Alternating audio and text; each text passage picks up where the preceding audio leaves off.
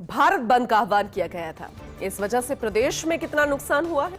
प्रदेश के छोटे खुदरा विक्रेताओं को 145 करोड़ रुपया के नुकसान का अनुमान है। फोर्टी की जिला शाखाओं द्वारा जुटाई जानकारी पर आधारित आंकड़े बंद के कारण और व्यापारिक और औद्योगिक इकाइयां भी प्रभावित हुई हैं। हालांकि सबसे ज्यादा असर डिलीवरी बॉयज, कैब, ऑटो चालक, रेहड़ी, सब्जी विक्रेता, ढाबे और छोटे रेस्टोरेंट्स पर पड़ा है। ऑनलाइन डिलीवरी सेवाएं लगभग 70% प्रभावित हो गई। बंद से रोजमर्रा का काम में लगे लोगों को भी काफी नुकसान होता है।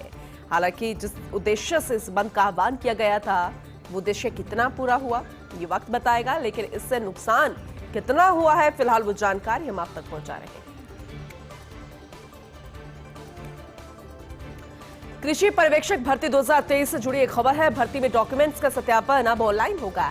जांच और दस्तावेजों का सत्यापन कृषि आयुक्तालय द्वारा किया जाएगा। 430 पदों पर 879 अभ्यर्थियों को दस्तावेज जांच के लिए सूचीबद्ध किया गया था। आज से 28 अगस्त तक भर सकेंगे स्क्रूटनी फॉर्म और इसके साथ ही अपने मूल दस्तावेजों को भी अपलोड करना होगा।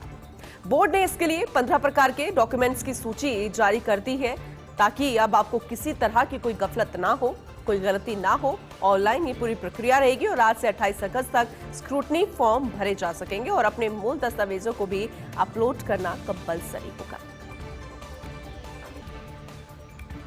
वहीं नौकरशाही में अब लैटरल नहीं फ्रंटल एंट्री। आईएएस अफसरों की सालाना भर्ती संख्या बढ़ा सकती है केंद्र सरकार। फिलहाल जो जानकारी मिल रही है, सूत्रों के अनुसार सरकार द्वारा गठित कमेटी ने रिपोर्ट में ये सिफारिश की है।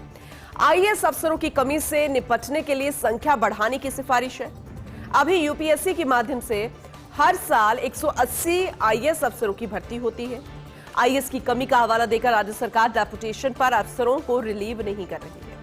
हालांकि केंद्र भी संख्या बढ़ाने पर तर्क दे रहा है, लेकिन इससे नौकरशाही की कार्यशैली की गुणवत्ता पर काफी असर पड़ सकता है।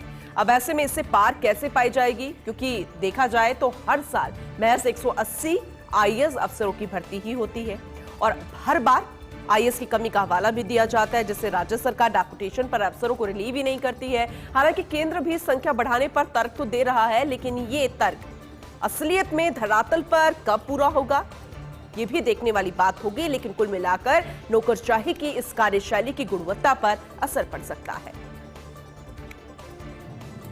शेख हसीना की मुश्किलें बढ़ी। बांग्लादेश सरकार ने डिप्लोमेटिक पासपोर्ट रद्द कर दिया है।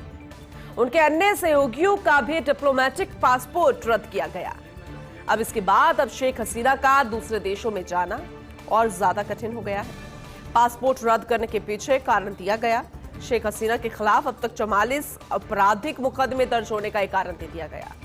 शेख हसीना के प्रत्यर्पण पर विचार कर रही है अंतरिम सरकार। अब देखना होगा कि आगे किस तरीके का फैसला करती हैं शेख हसीना। क्या बांग्लादेश ही हो जाएंगी या फिर आगे कोई और समस्या का समाधान किया जा सकता है, क्योंकि दूसरे देशों में जाना मुश्किल हो गया है। पासपोर्ट रद्द कर दिया गया, उसके पीछे का कारण कि अब तक 44 आपराधिक मुकदमे हैं। अब इन मुकदमों को लड़ना, पार पाना कितना आसान है या फिर बहुत ज्यादा मुश्किल, फिलहाल पूरी स्थिति पेचीदा है।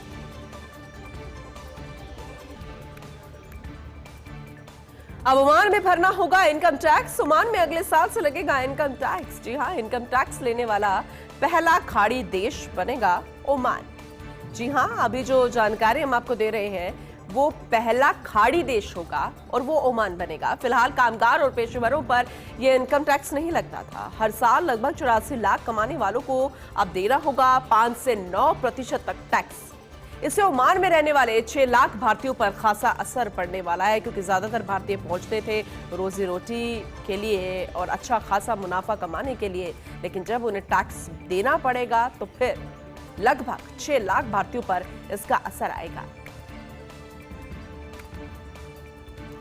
स्टारबक्स, उसके नए सीईओ के ठाठ। नए सीईओ ब्रायन निकोल अगले महीने संभालेंगे कार्यभार।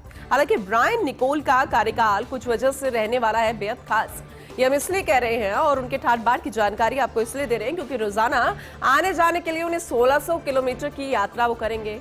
ब्रायन के घर कैलिफोर्निया से दफ्तर सिएटल के बीच दूरी 1600 किलोमीटर है। ऐसे में स्टारबक्स के हेडक्वार्टर कॉर्पोरेट जेट से अप डाउन करेंगे ब्रायन। नौकरी के लिए कैलिफोर्निया से शिफ्ट होने से इनकार ब्रायन ने कर दिया और इसे कुल 839 करोड़ रुपए का पैकेज दिया गया है ब्रायन को। उनका ऑफर लेटर दुनिया भर में चर्चा का विषय बना हुआ है। उनका चेहरा भी अब हर कोई जानने लगा है, खासकर वो लोग जो स्टारबक्स की कॉफी पीना पसंद करते हैं।